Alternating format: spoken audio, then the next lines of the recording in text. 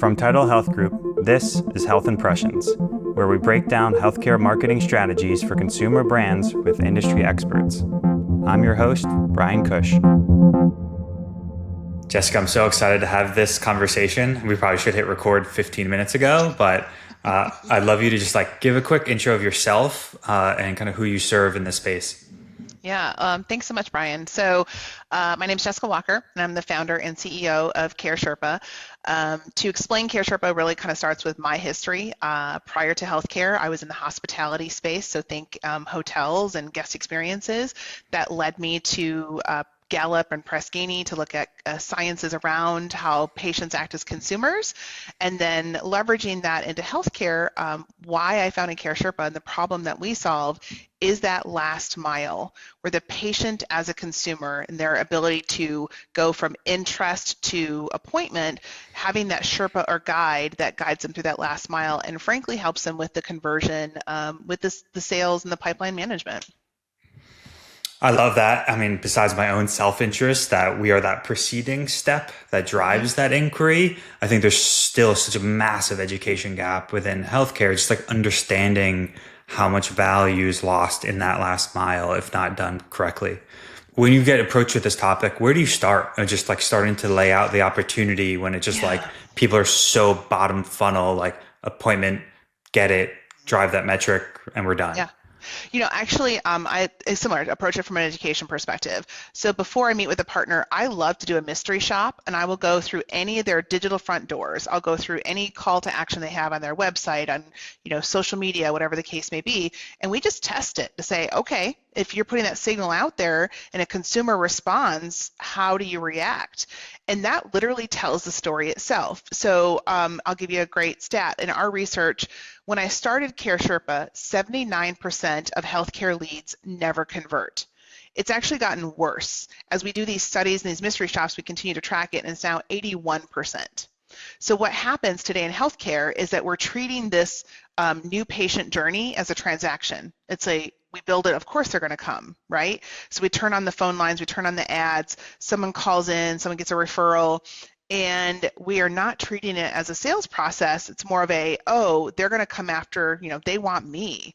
Not recognizing healthcare has shifted and is shifting where they don't necessarily want you. They're not sold on you yet. They're maybe exploring you, but if you don't seal the deal and help make it easy for them to do business with you, they're going to get in the car, they're going to get on a plane, they're going to go across the country, across the world to get the service because the consumer experience is different. That's amazing. I mean, it's scary in the other regard too, that it's getting worse. Gosh. So there's clearly an opportunity to continue to fill that education gap. I mean, how do you start to then just educate that next step? Is okay, we've gone through the funnels or the channels of intake that you've offered, and how do you start to then show where those gaps exist and how to address them? Yeah, it's really kind of twofold. So many times people just assume we need to train our call handlers, right? We just need them to go, I call it smile school. We need them to learn how to answer the phone right. We need to learn, blah, blah, blah. No. If the fundamentals, and you and I, geeked out on some of the technology pieces, right? So there's subtleties into, you can generate a lead through Google Ads, let's say, or through your website organically because you've got great SEO. But how that consumer enters and then their unique buying persona or buying journey is completely different. And if your call handlers are not trained on those nuances, or even if they're not trained, the ability to track that.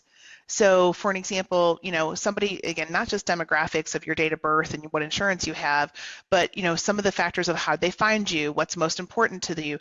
One of our favorite questions, and I'll tell your listeners, if they did nothing else, they can incorporate this into their discussions with their call handlers, but it's start the conversation with why now? What prompted you to reach out? What's, triggering you to kind of think about this service today?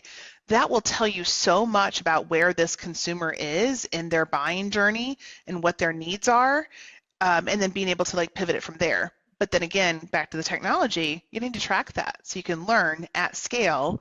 If I have 200 leads in a month and 70% of them, are compelled because of, maybe an insurance change or because of a doctor referral gave them this, that's great intelligence. That's going to shift your marketing if you understand it. Yeah, I love that. You said something too, whether you did it consciously or not, it was use the word consumer, which is what I I'm very love conscious. I'm of very, that. yeah. And this goes back to hospitality, right? So I've been in people service my entire career. That's where my heart is. We call it a service heart for that. And I know healthcare is not comfortable with treating, but that is the day and age. I myself recently had a procedure, and I live in Nashville, Tennessee. I drove 3 hours away to Memphis because I selectively chose a provider. Great qualified providers here, but that provider hit other criteria, and I was willing to go out of my way. That's a consumer buying journey, right? Thinking about it collectively. And as I mentioned at the beginning of the call, we're seeing this with all the service lines. Let's use fertility as an example. Patients are getting on the airplane and going to Turkey to get the same service they could get here. Why? But it's not always financial. People want to assume it's financial. It's not. There's so many other factors that play into it. Yeah, it's funny. There's a lot of advocates, one you as well, that shift, just that shift in mindset of customer or consumer, because there's such a finite understanding of the word patient that just kind of like starts and stops when you get in the room and when you leave the room. But to me, I think that Everything happens before they even get to the room. I talk about that before they cross your physical threshold, or even if you have virtual appointments, before they actually make that decision, there's so much that's happened up to that point. And if you don't embrace it, understand that, and then dive into it, you're missing great opportunities. I'll give you an example. When we get started with a new client partner, we talk about, hey, what's your lead volume every month? They'll give me, a number, let's say it's 150 for a given procedure. I automatically add another 35% on top of that because I know that there's so much that they're not tracking, that they're not paying attention to, that is just lost in the noise, right? And but then understanding of that, how many of them like never move forward, never book, and why? What are the barriers? yeah, I want to double click too on, I'll throw in one of my own why now examples, and I'd love to hear yours too, because it made me think of, we had a interesting women's health client that we didn't explicitly say why now, but we kind of gave that unstructured box to just almost vent a little bit around like, why are you reaching out to us? I think we had like 1,500 inquiries, and there was this really like, we took all the unstructured data and we found two simple touch points essentially through all of them. That was, I'm in extreme pelvic pain. This was kind of like the subspecialty for multi years. So already like that gives a lot of headspace, and I'm frustrated with the healthcare system because I've had multiple touch points with other specialties. Yep. So it like gives a really deep insight into just the patient base that's inquiring into this practice. Yeah, we think about it in a lens, and again, my background, like I said, consumer. This is a consumer buying journey, but it's also highly emotional. People want to believe in healthcare that we're making it as a logical, kind of rational decision making. It is absolutely not. And so the other reason we start with the why now is because exactly that. We want to hear your emotional hooks. What are those things that are like triggering you? And to your example, just by slowing down the conversation, instead of saying, what's your name, what's your date of birth, what's your insurance, if I'm just asking you like, yeah, what prompted you kind of, and you tell me you've been in pelvic pain for years and you've had all these providers, ignore you and think you're crazy and, tell you to go to counseling instead of getting, care, like even having someone just pause and say, I'm sorry that's happened to you.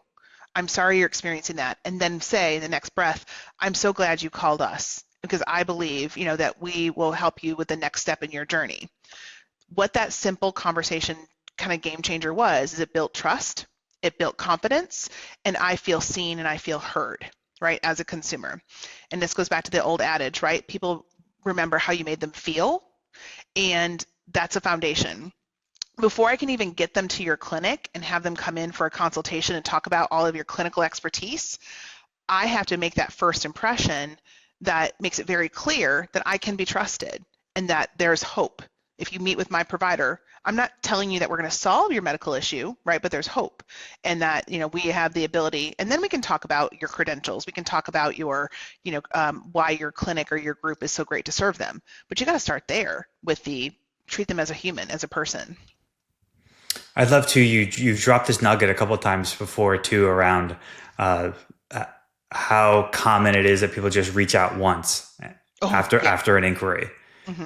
Maybe double click into that too, because that group's a perfect example. Is that this patient base is telling you, I'm frustrated with healthcare. I've already dealt with it a ton. Yep. And then you'll get these inquiries, and then what do you do with them? Yeah, I love that. So again, consumer buying journey hat, right? Let's put that on. So the first thing is the average healthcare, again, in our mystery shop studies. So as I mentioned about the 81% that never convert, well, a big part of that is if we get a response back from a web inquiry or from another kind of new patient inquiry, typical average is 72 hours before someone gets back to us. And I'm sorry, think about your day to day. Like my life has just moved on. Like I was in the moment thinking about this issue and I'm finally ready to take action. And you wait 72 hours to call me back and have that conversation. Like now I'm thinking about my kid's soccer game. I'm thinking about the, plans I have for the weekend. Like I don't have time to think about it right now. So you missed your window for me to buy, right? But then the other side of it, to example, is that current healthcare today, that's what happens. It's one phone call and we get into voicemail hell. We start leaving voicemails and blah, blah. And then we maybe call the person once. The best I've ever seen in my mystery shops is 3 times that they've tried to reach someone back, right? But that's not modern day. I'm sorry, how many phone calls have you answered in the middle of the day that comes completely unplanned, right?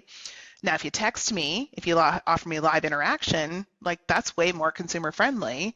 And when I'm in that moment and I can get it resolved. But yes, I mean, that's why our methodology, what we have discovered depending upon service lines, it takes 6 to 9 contact attempts to try to connect with so we'll work a lead all the way through. And I've yet to meet any other healthcare practice that really follows it to that level. Like I said, it's one voicemail. Your front desk says, "Oh, we tried to call them. They're not interested. They haven't called us back." Yeah, what I love about that too, because we see the other lens is we track 12 to 15 digital touch points before they're even willing to make that physical outreach. Mhm. And that's not like they're fully loaded and they fully understand. They're just going, okay, now I'm interested. You still have to continue to convince me. Yes. Yes, they're not bought and sold on you. And I think that's a fallacy that a lot of providers think about of like, and again, they've done wonderful education, they're published, they're talked about, right? They've got great results. And it's that whole like fallacy of, oh, I'm going to build it, they're going to come. They're just going to show up because I'm amazing, right? Or I'm here. And our studies have shown, and you see the trends in healthcare, like I said, they will drive across the state, they'll drive across the country. So you cannot rest on that. And even and there's some great stats around the number of referrals. So depending on the service line, something like around 37% of referrals never activate, like as in never get back to you. So you cannot rely that your partner, your OBGYN that made that great referral, it doesn't matter because you still have to convince them, to think about this service, think about the treatment, and let alone think about working with you.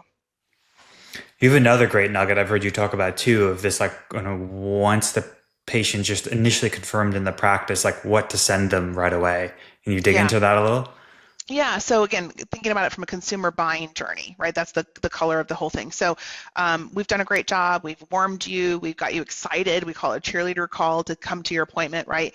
But then there's other little nuggets along the way. So how do you differentiate your brand from another provider?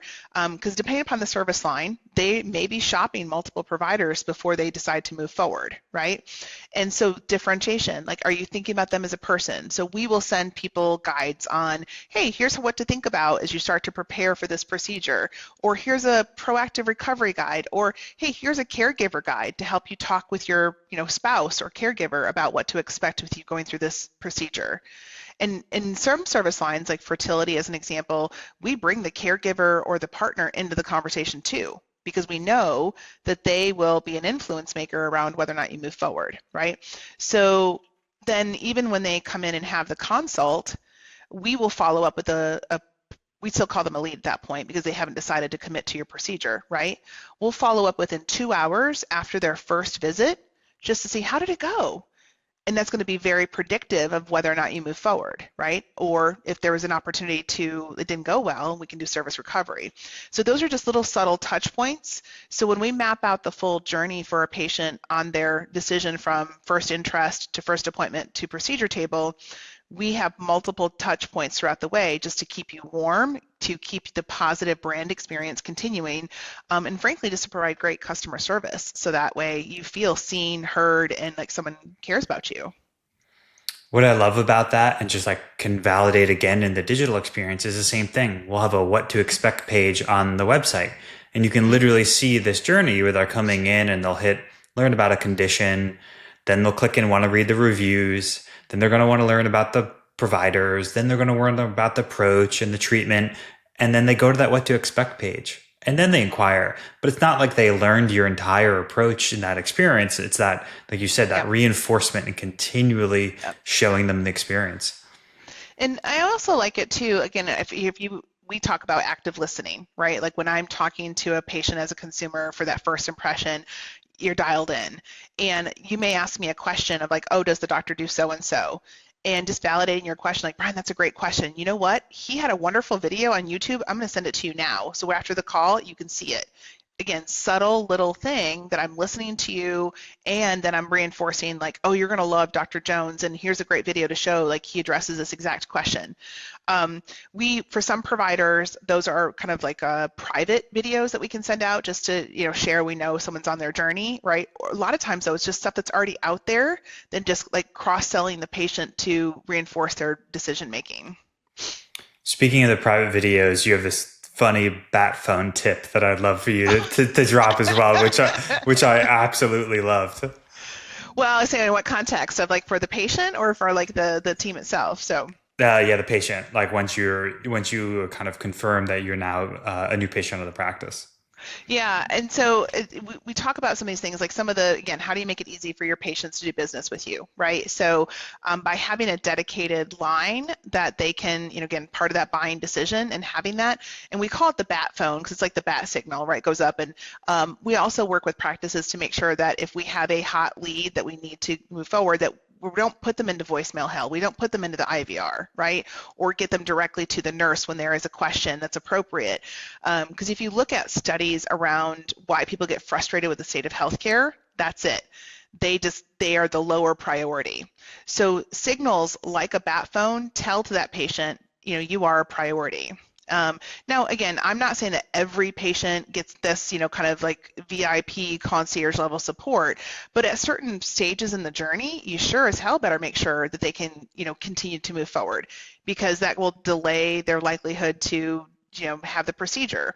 And it's crazy. Like as an example, it's little things such as like we know 48 hours before a procedure, like they're starting to think about like, even though you've given them pre-planning documentation or post-discharge documentation, just having someone to remind them that it's there and resend it to them makes all the difference in clinical outcomes too.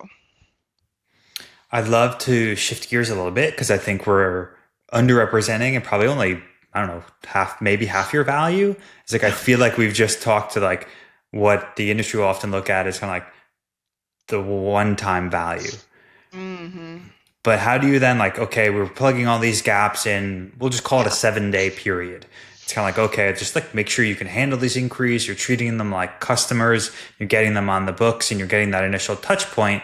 Even that, I think a lot of people go, okay, we've solved the problem. Great. Uh, But to me, yeah. it's like there's a whole other side of you and value that you have that I think we haven't even touched on. Yeah, I appreciate you asking that, Bryan. So and again, regardless, I'm not a sales pitch for CareSherpa, right? When I think about this, though, in terms of, I talk to providers around like that you have to think about it as a pipeline, right? And what are the gates and stages and phases that could cause leakage? And I say leakage is in revenue leakage, where somebody is come in, you've done a great job getting them there, they come into the funnel, right? But then something happens and then they just don't move forward. So a big part of our value is understanding those key gates, measuring the typical timeline. So to use an example, if somebody comes in for a consult and they commit to move forward and you need them to get labs done within a certain period of time before they can get approved for the procedure. We track how long is it taking for someone to get to that and is it done? And if not, then it throws up flags to say, hey, Bryan, is something happening? Can I help you with transportation? Did you have difficulty getting those labs? Again, proactive support based on, triggered, because otherwise, like we lose that opportunity to move that person forward, right? So there's that part of like understanding the journey and the timeline. But it's also the data and analytics around, again, where did they come from? How are they progressing through the journey? And feeding that back to our operational partners to say, hey, we're seeing a lot of friction at this stage. Like I use the example patient paperwork. Nothing gets me grinded more than patient paperwork. So we had a practice who was adamant about giving patients homework. We're like, okay, that's fine. We'll help you manage that homework. But what human behavior? I don't have time. It's not top of mind. My kids, soccer game, whatever, right? And I missed the paperwork window. So what was happening is that they were 24 hours before the appointment. If the patient didn't have their homework done, they're canceling appointments. Like, sorry, you got to rebook now, right? Exactly. Not consumer friendly. How about we call them and say, hey, Jessica, it looks like your paperwork's not done. Can you come in, half hour before and get that done? Right? It's really important. And part of it was that they assumed that the doctors wanted to have a pre-chart review before the appointment, but that wasn't happening, right? So the important stat was, though, when we found that of those that they canceled the appointment, less than 10% rebooked. And of that less than 10% that did rebook, there was single digits that actually moved forward. Now, my perspective is like, you done pissed them off and you didn't treat them well, and so did they then reconsider? So the data shows that once you apply those friction points, you're going to lose people, and so let's make sure that those are really valid and that we need to have them for the true opportunity. That example stirs up these like DMV pain points. It's which is like the polar opposite of what you want someone in pain to be experiencing. Well, and we really specialize on high margin elective medical, right? So you're talking about a $20,000 procedure or even hell, a $5,000 procedure, right? And everyone counts. And when you put any friction, again, thinking about it from a consumer mindset, even to the point where I've worked with a practice that to say, look, let's just factor this into your scheduling capacity, that we know a certain percentage of patients are not going to have their paperwork done ahead of time, so that we have buffers, right? That if we get behind because we had to wait for the person, like, let's do that. That's still the right consumer answer than trying to force people into what is our process and putting, people over process. So. Yeah, there's this like funny throughput lens that I hear from you as well. This just like, I don't know if it's breaking down silos, breaking down departments. Is there a lot of this like bringing people even on the client side just together? I feel like that seems like a thread.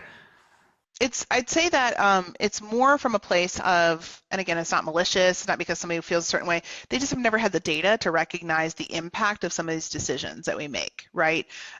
So another great example, we had a partner who we realized we were losing a high level of people that for these labs, right? There was a delay in getting the labs. So pulling the data, we showed that there was a business case to have an on-site phlebotomist to pull the labs while the person was there, because then the business case showed that by having that and being able to bill and get the timing together, right?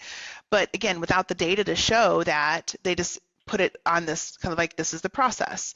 So I say that from the silo breaking, it's the same thing. Like, we put a policy in, or we have a way of handling a patient, and we feel like that's the right thing to do for the business, but we don't think is it the right thing to do for the patient as a consumer.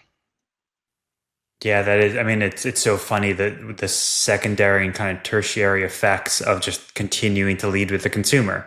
You're going to catch all this kind of like operational flack and blockage that ultimately is just going to then have a net benefit back to the business. Yeah. And where you get really good at it too, and again, from a CareSherpa perspective, we start to also, because what I'm going to hear kind of in the back of some of your listeners saying like, oh, but there's some pain in the butt patients that, if we start bending over backwards, it's going to, blah, blah. And I'm not disagreeing with you, like people in dealing with the consumer and the public, like there's lots of personalities, right? And so where you get really good, and especially when you tune your funnel and your pipeline, there are certain ways that you can also decide early if this consumer is a good fit for our practice or not. And so we get to the point where, again, if your pipeline is full and you have the luxury of having all your capacity filled, then we start having the conversation around like who's our ideal patient, and how do we identify them, and how do we, if they're not our ideal, how do we direct them to the right place that can serve their needs, because if it's not us. Yeah, I think this is what I always love about reconnecting with you, is you have that equal balance of kind of like qualitative and quantitative, where we get that all the time of just like this freak out moment, like, oh, someone couldn't submit the form on the site, like everything's broken. And it's like, is this an N of one or is this something that we've seen? And then it's usually you dig in and it's really like, it was just a user inexperience problem, not something, a bigger issue to really address. Yeah. Yeah, and that's where I'd say that the power of, and again, you think about it from a collective, it is the data and the intelligence, and like you said, any other industry you go into beyond healthcare, the nuance of understanding the pipeline and understanding like the buying journey and having data points around it to show, as gates and KPIs, it makes the business decisions easier, right? So for us, like that's the way that the lens we put on is like, okay, well, what does the data show us? Do we have enough to show that there is a business case of adding, X and Y and Z or whatever the case may be? Yeah, in full circle, it makes the business more profitable. I mean, I know you said like Thousand this percent. isn't a CareSherpa demo call, it's not a Tidal Health demo call, but the thing that sits with me, and someone funny even said this to me recently, it was just a very kind of affluent, well-regarded doctor, just said innovation is expensive. Hmm. That's everywhere. That's not Yeah. just healthcare. But like we're willing to accept that, and certain it's like obvious when you think of like new consumer technologies and Yeah. hardware. But he's like, is if I want to push the boundaries of care delivery, initially that can be expensive. And then I want to democratize it and bring it to healthcare at large. Yep. But partners like yourself and companies that understand that kind of full lifetime customer journey are just only going to then feed back to that innovative mission. Well, and I think about the conversation you and I had before the recording started too, around how do I also believe, depending upon the service line and the practice, like it is absolutely okay to get very niche and really understand what do you do best when it comes to this treatment, this procedure, or the type of, kind of dynamic with the patient. And then once you have the data to support that, you can shift the business, you can shift your marketing. So a lot of times when we onboard with a new partner, we talk about what's the most profitable services you offer. And then I'll ask the surgeon or the doctor, which ones do you like to do, right? And because then, like when their eyes light up about X and Y and Z and say, okay, is it profitable? If it is, great. How do we get you to do more of those? And then over time, it's like we're cleaning the pipeline, we're cleaning the messaging, we're cleaning the brand to really focus on that. And then that's where you kind of get that snowball effect, right? Of revenue following passion, following, what makes best for the business. So, an example, I have a provider who they had a large flow of volume from payers for a certain service, but when we broke down the numbers, we're like, you're losing money on every one of those procedures. Yeah, the volume number looks good, but because your capacity gets filled with them, I don't have room to bring in the cash pay, patients that are more profitable. And so we had to look at it from a business decision to say, what's the right way to, we might immediately lose volume by cutting off that pipeline, but now we've opened ourselves up to grow. And, they'll tell you with the 360% growth they experienced that it was worth it for that short term, because we see the long Mm. term. Yeah, I think that was probably a good example, but I'd be curious, you've clearly consciously used the word partner a lot with identifying your clients. Is there common pain points that are the ones that kind of resonate and trigger that would then engage you as the right partner? Yeah, great question. So for us, like usually I talk about even like the buying journeys with patients, what's the compelling event, right? What happened that has them thinking like there's got to be a better answer? So for us, usually CareSherpa is brought in because they've had a lot of turnover with their call handlers, or they experience that, they recognize that maybe they're not handling that new patient journey appropriately. Right, and so they're recognition they're losing volume. The second typically is competitive threats. There's some new competitor that's come into the market and offering, lots of marketing and lots of SEO, so they're losing market share. And then a third is like they're looking to expand and scale, and they recognize that the processes and the things that they're doing are not setting them up for scale, right? So those are usually examples. But it starts with, honestly, a lot of times it's their marketing partner calls me to say, hey, we've sent them 200 leads this month and they only closed 20. Like, something's going on because we know our marketing is good. And that's usually where a good conversation starts. And for an example, for any of your listeners, we're happy to do a consumer mystery shop for you. As I mentioned earlier, it's one of our favorite things where we just kind of tell you, we report out, this is what happened. I present as a, high margin consumer who's qualified clinically, and how'd your team do? I love that because we always talk about this concept of just like who's the most important person in your practice, and it's usually the doctor thinking that, and we're like, it's the person that picks up the phone call the first time. 1,000%. First impressions are the last impressions. And I think that that's for your listeners, that that's nothing else. And like if they haven't done it themselves, like, I'd mystery shop them for free, but like literally call your practice yourself. The number of providers that have never like tested their current experience, like and again, going back to the bat phone example, you're going to spend all this money on marketing and then no one's going to answer the phone, or you're going to put me on a 10-minute hold before someone answers. Yeah, that's just, you're flushing money down the toilet then. Yeah, I wonder if you bumped across this too. We had this in a really recent scenario where there was like all this money spent on technology integrations to surface real time, like bi-directional appointments and all this stuff. And we're like, okay, we'll just like take a look at this big fanfare you released. And like a big chunk was they also had an urgent care. And we are like, so we go down to the channel of urgent care and this deep technology integration. The first available appointment for urgent care is 2 weeks out. Mm-hmm. And we're like, did anyone like actually go through this? Like Nope. you may have done the integrations and did all this work, but did anyone actually test it like a consumer? Yeah. My Hall of Fames are, so again, I purposely, like I said, I will go as a digital consumer and we find you wherever you're listed. My two Hall of Fames are that one recently where I called the number on their website on their banner, right? And when I called it, it brought me to a call center in India selling medical alert, because apparently no one renewed the contract on the 800 number and it got picked up by this medical alert and they had no idea how long, right? Oh So man. that was fun. The second one is that I went deep and I found, a listing for them in some kind of like, third party kind of listing site, right? And when I called that number, I got the JCO patient safety line. And so like these are things again that we're not thinking about, right? But if you're going to spend all this money on marketing and trying to get people to you, why would you drop the ball there at that last mile? Those are some great funny nuggets to take us out on. Yeah, the CEO didn't feel that it was very funny when I told him about the website because, like, yeah, so who knows how long, right, to see that. So, but no, to your point, I mean, that's where we just view it differently. We view it as a consumer, and even the subtle things around, like, how easy are you making it for me to do business with you? And if you put these barriers in front of it, I might try a little bit, but most of the time they're just going to give up because if I don't have time, right, I'm going to go to the next provider that makes it easy.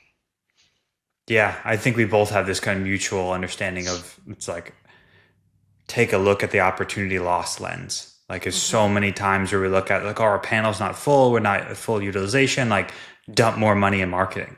And even as the marketer, our first is to just go, well, let's make sure we're optimizing what we're already paying for.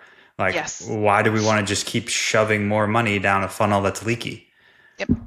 And that's our foundational belief. Like I will, when I get brought in from a partner, 1,000%, I say, I just had this with an addiction medicine group recently where they were like, oh, we're going to turn on this big campaign. And I was like, no, you are not ready.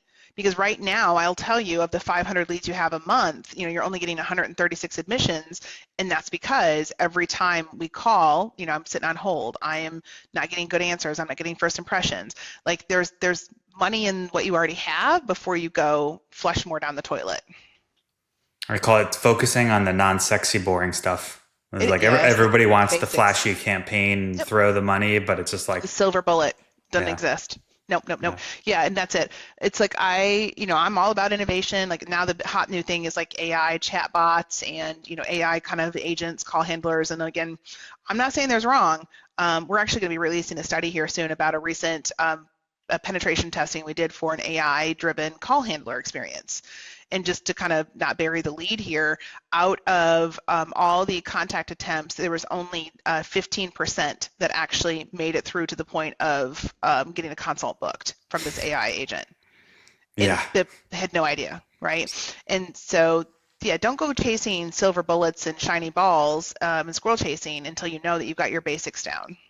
I feel like you'd agree with me. Simple can be innovative, and you see it in the response of just the patient satisfaction of them going Yep, like, "Wow, this little simple thing like really made me perceive you as a different level of care." I would yep, define that as innovative. yep. Yeah, I give an example, like, how many times have your call handlers or your front desk gotten a positive review, right, on Google for the support they gave? I'm going to venture to bet the majority of them don't have that, right? Yeah. Where, I mean, but that's it. Like you said, what's old is new. Just, I mean, differentiating yourself from the competition by having a real human who cares about you and is accessible, that's mind blowing, right? Yeah. Yeah, I think but I think like, I talked about this. I have another partner where we do training to help, like if you have an existing team and you want to help them level up their skills, right? And we go in and talk about, we believe foundationally, whoever answers your phone, if you treat them as $100,000 resource, because that's what they're worth to you, right? Depending upon the practice in terms of what they can generate with revenue, in viewing them that way and the importance of their job, are you going to let them not answer the phone because someone else is in front of them, right? Or let the phone call go to voicemail? No, you're going to treat it totally differently. yeah. And and I'll tell you, like my top performers, like that's the lens with which we look at that in terms of like we want them to get to $100,000 role because that's the amount of X they have in revenue generation on top of that pays for itself. I'm surprised it took me this long to get here, but do you like give book recommendations at a point to your clients? I feel like there's just like a mental framework and a mental shift that has to Yes. come foundationally. I'll send you a list of like the things that kind of have helped me get to like this point as well in terms of thinking about it from a consumer buying journey and like the healthcare. But honestly, it's one where just looking at it, you think about it, you correlate to a major buying decision you've had as a person, right? The last time you used it, buy a car, buy a house, whatever the case may be. Could you imagine like walking on a car lot with 100,000 in your pocket and then having them just ignore you, right? Like that's not going to happen. And so that's the piece that we just have to start thinking about of like every phone call, every lead, if you put a dollar amount to it, and then whether or not, I mean, because I'll tell you, my top practices convert 90% of their leads because we've gotten really good at targeting, we've gotten really good at closing those, right?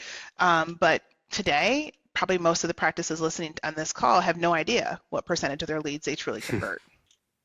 That's a good hook to end us with. I'm always appreciative of your time and always great to reconnect. Is there a place online best for people to engage with you, Jessica, or CareSherpa? Yeah, so CareSherpa.com, really easy. Like the Sherpa is your guide over the mountain of healthcare. And I'm really active on LinkedIn. If you look for Jessica Walker, you should be able to find me. And I know Bryan, you and I kind of connected as well. Yeah, as I, again, offer to your listeners, if anyone needs a kind of outside perspective or mystery shop, happy to do that. No cost, no obligation.